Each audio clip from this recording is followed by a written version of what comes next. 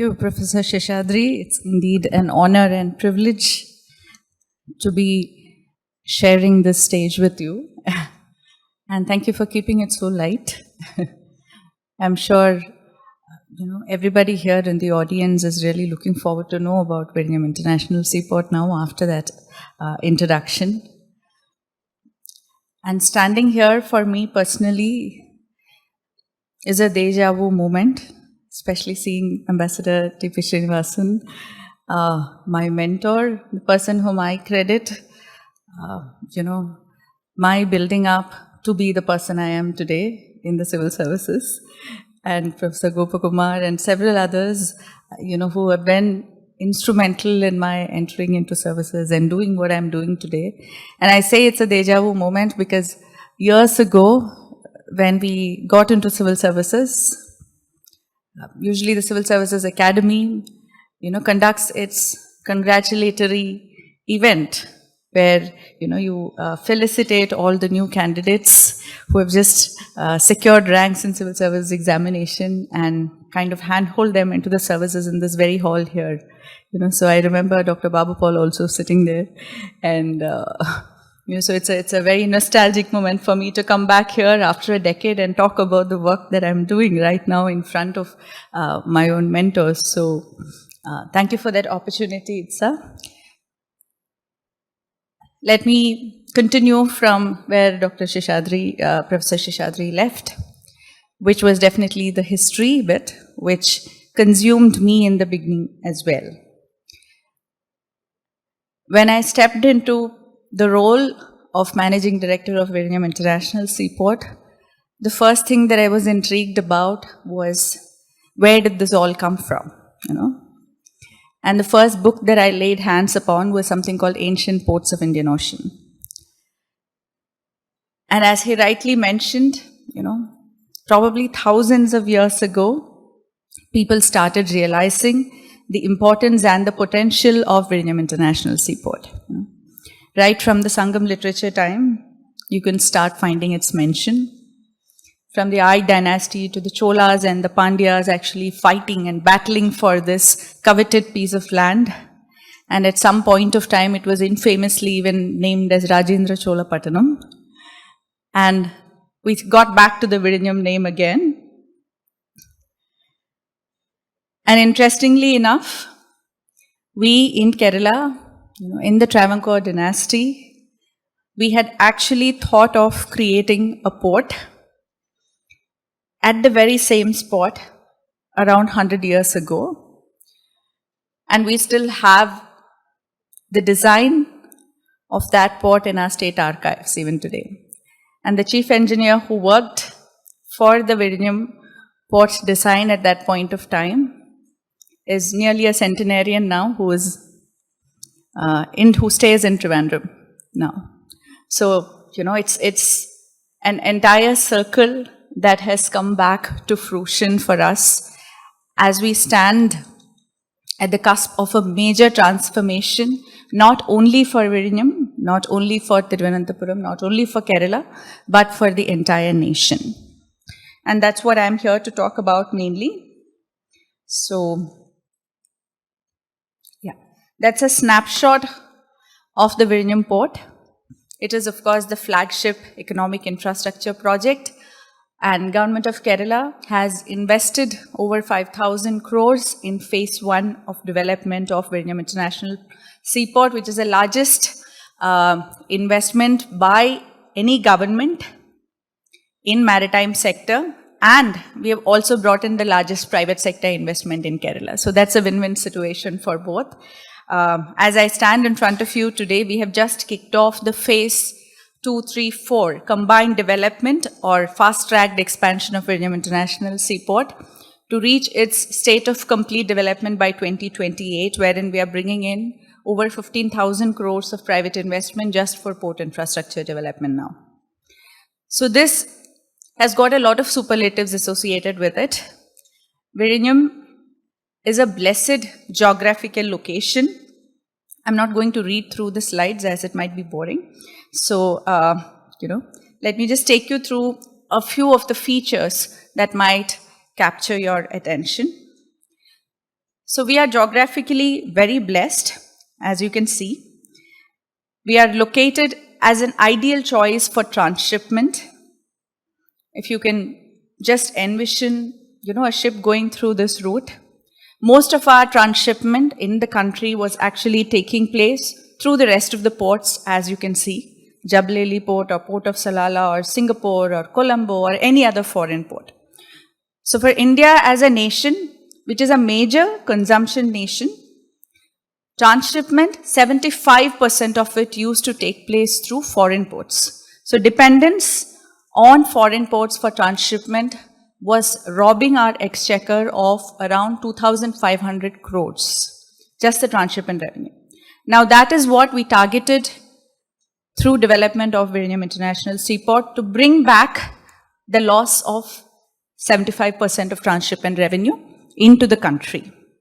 And boy, we succeeded. So this is also, very strategically located in the east-west corridor.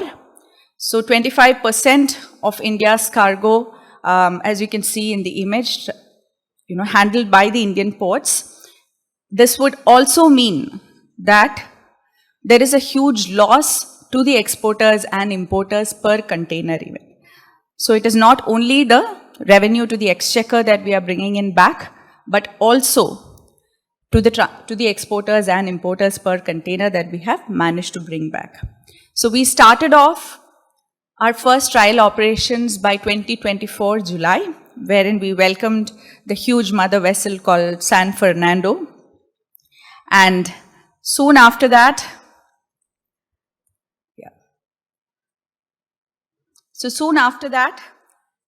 we started commercial operations in December 2024. And ever since, we have handled 700 ships, and we have handled more than 1.5 million TEUs so far, which is the highest in India and the highest in South Asia, and probably the highest in the world for a year one performance of any port. And this is something where we exceeded our own expectations, to be honest, because our target was 1 million TEUs in the first year, because we obviously thought that there would be hiccups and challenges. But the good thing that we did was we ran the trial operations for a solid 5 months, and every day we would assess improvements and take risks and challenges during the trial operations so that we'd fine-tune our software, we fine-tune our facilities and our infrastructure so that we were ready to bear the brunt when the time came. And as a result, we attained the 1 million TEUs in 10 months. And today, as I stand in front of you, we've crossed 1.5 million TEUs and 700 ships. And that also means that we welcomed in the highest, the longest, the deepest, and the heaviest of the ships in the world to Vizhinjam International Seaport. And to our credit, we stand to be the only port in the country that has received all these humongous vessels. So all these mother vessels, basically they're around, say, 400 meters in length, so nearly half a kilometer to just walk through them. And the largest volume that we have handled is around 24,000 TEUs. And we've also had the deepest draft vessel, which has anchored in any port in the country and any port in Southeast Asia. So why is this important? Why is it that you need the capacity to handle the largest vessels? That becomes the key question. Because in Kerala, when we talk about Vizhinjam International Seaport to the general public, the first question that always gets thrown at me is, in transshipment, containers come in and containers go out of the port. What do we get out of it? So that's the question that the common man asks. But this has been a strategic decision from our part to ensure, one, that the transshipment dependence on foreign ports for the country is reduced significantly, that we establish ourselves as a niche transshipment deep water container terminal, the only one in the country as of now, and we do that well. And so we wanted our focus to be on transshipment in year 1. And 3, why is transshipment important? To ensure rapid global connectivity. In this last 1 year, if we look at the ships that have come and gone, the cargo that has come and gone, stepped in and stepped out of Vizhinjam International Seaport, and if we plot them on a world map, probably apart from the Arctic and the Antarctic, everywhere where a container ship lands, we would have touched all the other continents on the globe. The entire globe will light up. So we've had cargo that comes from China, that goes to Europe, that comes from Bangladesh, that goes to Africa, that comes from Dubai, that goes to America, and the local ports, the domestic ports within the country. So we have essentially catered to the entire globe in the last 1 year. And that is what has given us the unmistakable identity on the global maritime map. And why is Vizhinjam International Seaport so conducive for transshipment? As I said, its geographical location, its ideal location in the east-west corridor, to the natural depth that Vizhinjam International Seaport has. So around 17 meters draft, we have easily handled so far. And we can still go further, up to 21 meters with minimal dredging. And because of the minimal littoral drift as well, maintenance of that depth and draft is very easy for us. We don't have to invest hundreds of crores. We don't have to spend hundreds of crores every month or every year in order to ensure that we have a 16 or 17 meters draft at the Vizhinjam International Seaport. Plus, we are only a 10 nautical miles away from the international shipping route.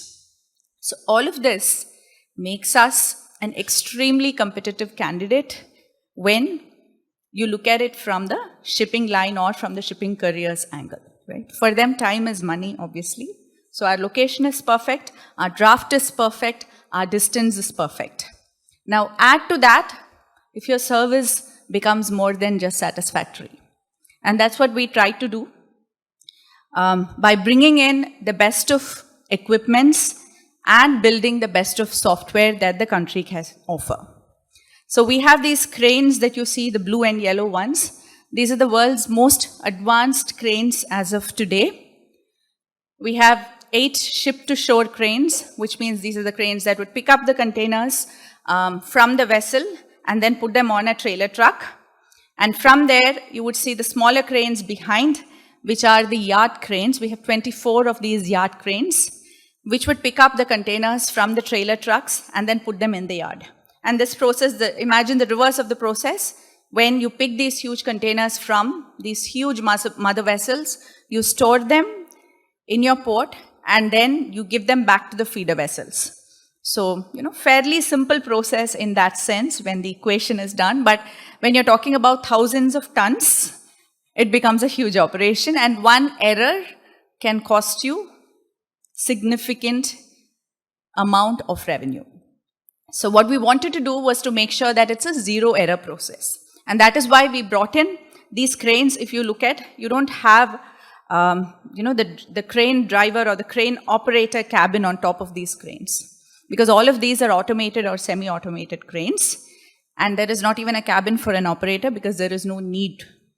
And all these cranes are operated by our own crane operators who have been handpicked by us from the local area, from the Vizhinjam area, and given expert training.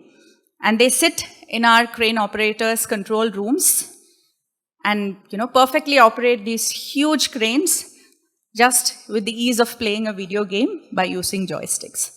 And I think that is where we could make a difference in the performance capability also. And the software that we have been using for both the crane operations as well as this is our yard management softwares. All this has been developed in-house with the best of minds from the country. So it's part of the Atmanirbhar Bharat process as well. So we have IIT Madras chipping in, and also the best of cybersecurity professionals in the country coming in to ensure that the entire software is made in-house and operated under the most secure of conditions. Using these softwares, we ensure that there is zero error in this whole process. Imagine a truck coming in and placing a container in the wrong slot. Instead of, say, 5F, where the container had to be placed, it goes to 5G, or it goes to a 4F. When the feeder vessel comes in and it has to pick back that container, you will have another, probably, if there are 5 more trucks or 5 more containers stacked on top of that, you will have to remove each one of them and then get down to the 5F, right? So which means your time, your money, and your capacity gets diminished at that point of time. So in order to make this process extremely competitive and extremely efficient, we decided to bring up the yard management software, which makes sure that there is no error in container handling, there is no error in the transshipment process that happens. And that is the reason probably we have been able to outperform ourselves in the past few days. So this has been an ideal blend of natural bounty, of vision and leadership, and technological innovation put in together to make Vizhinjam, as Sir was mentioning, a dream come true for all of us here.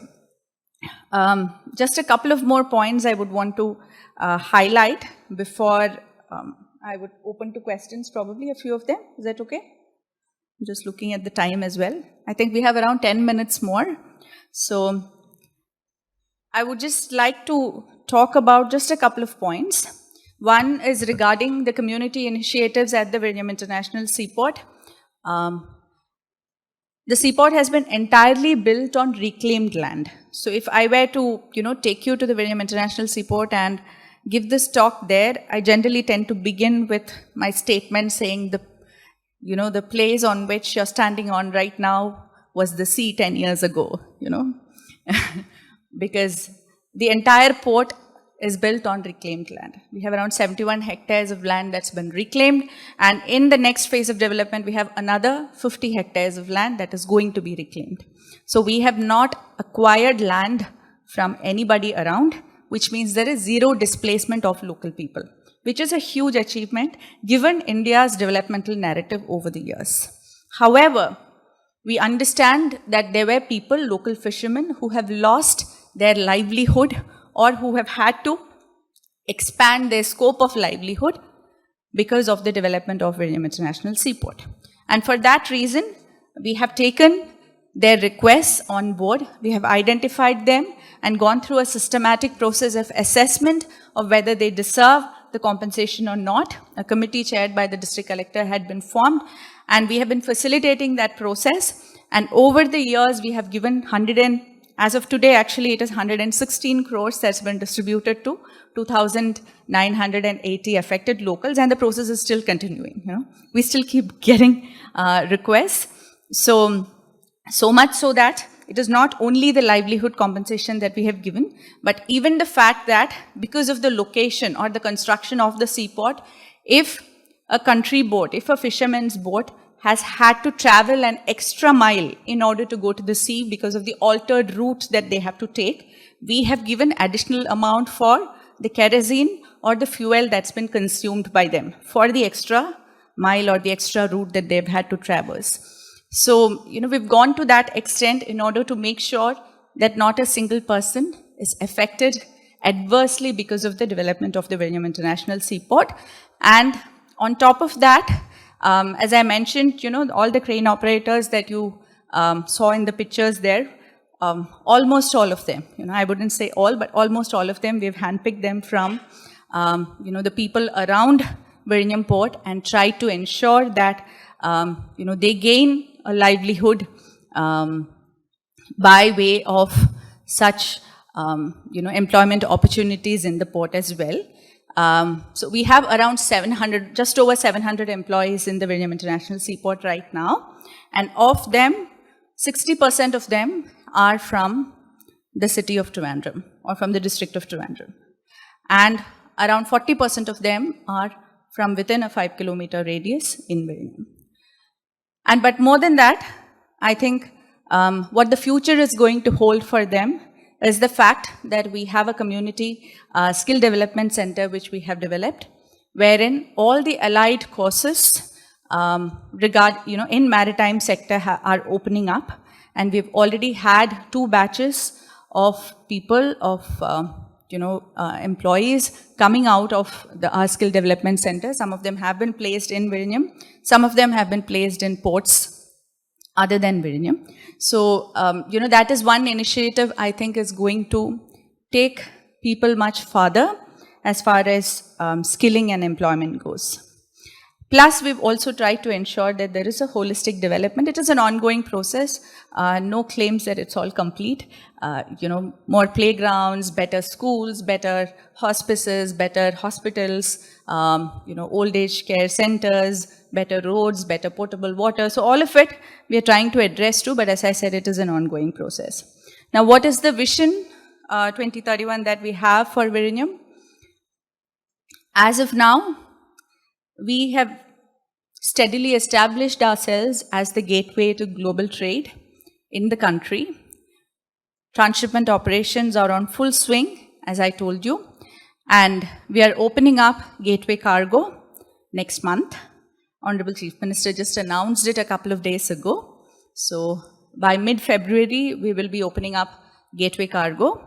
It will be an incremental addition. Initially, we would have 1 to 2% of all the cargo that comes into Vizhinjam come in through our roads. We have an approach road that is ready, which connects it to NH66. All the permits have been received for that, but we wouldn't want to take it with a bang to begin with. We would want to go slow on that. We don't want to congest our traffic lanes. We don't want to congest our highways with that either.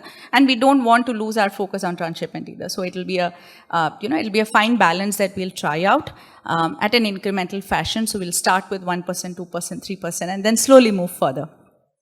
And in the future, by 2028, we would be having a railway line that would connect the Vizhinjam International Seaport to the Balramapuram railway station. It's a 10-kilometer tunnel rail that we have planned, and it is at the final leg of tender publishing stage as of now. Again, next month we'll publish the tender and start the work, hopefully.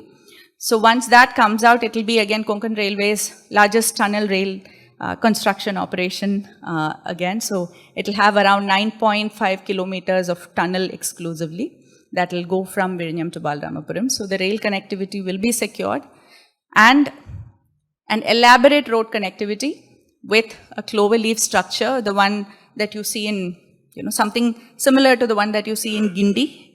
The NH clover leaf structure would come in Vizhinjam as well, so that the routine NH traffic for common man is not affected by container operations, and we can scale up gateway cargo at that point.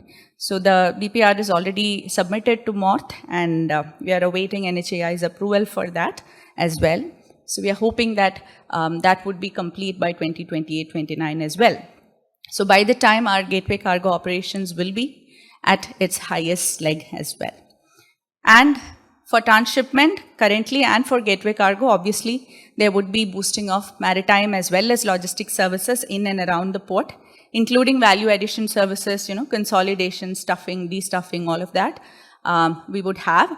Plus, we are also starting off bunkering services, both barge bunkering as well as land bunkering. So we are already in talks with IOCL, and we are going to start bunkering services in a few days. Which means that, when you actually have to fuel up a ship, as you can imagine, it is, it's going to cost you lakhs of rupees.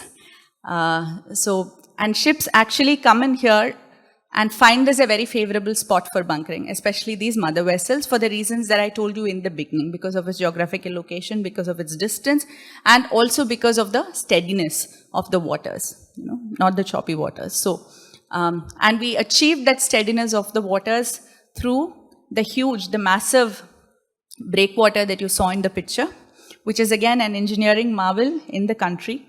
Around 3 kilometers of breakwater has been built. In the second phase, we are extending it by another kilometer.